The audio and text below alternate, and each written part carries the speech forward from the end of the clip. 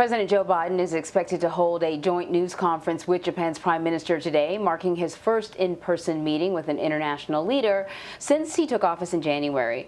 The conversation will likely involve China as tensions rise in East Asia. Lucy Kraft reports on how some companies and the Japanese government are confronting Beijing's alleged human rights abuses. It's been a wild ride for apparel brands like H&M, Nike, Gap, and other popular retailers in China. The companies face blowback from consumers after calling out alleged Chinese repression of the country's Uighur minority in the northwest region of Xinjiang. Our patriotism has been sparked, this man said. People are taking this opportunity to express their love for the nation. Now that they have come here to slander China, then I don't think I will shop at H&M. Based on witness accounts and satellite data, the U.S. and human rights groups say China has engaged in genocide and crimes against humanity in Xinjiang, including forced labor, sterilization, and other violence in an ethnic assault that's been compared to Nazi Germany.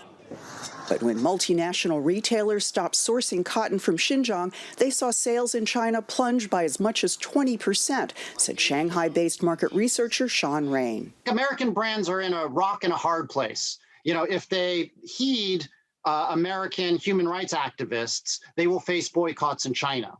But if they don't criticize Chinese labor practices, they'll face boycotts in the United States.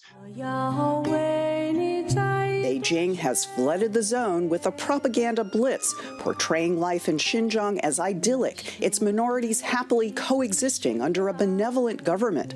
But independent investigators have never been allowed into what's been described as a hyper-policed surveillance state. China has been sanctioned for human rights abuses by every major industrialized country, except Japan. But many here are saying Japan's traditional so-called all-talk, no-action diplomacy is no longer sustainable. Tama University professor Akira Igata said support is growing in Parliament for legalizing sanctions against countries like China and Myanmar. So for human rights, I think it's necessary for Japan to actually show action and put money where their mouth is. If we keep on saying that, look, we are afraid of Chinese retaliation, then Japan is going to end up as a country which cannot say anything against China, and that we cannot do anything against China. China is Japan's top trading partner, and sanctioning Beijing carries heavy risk, but Tokyo has never been under greater pressure to take a stand. Lucy Kraft, CBS News, Tokyo.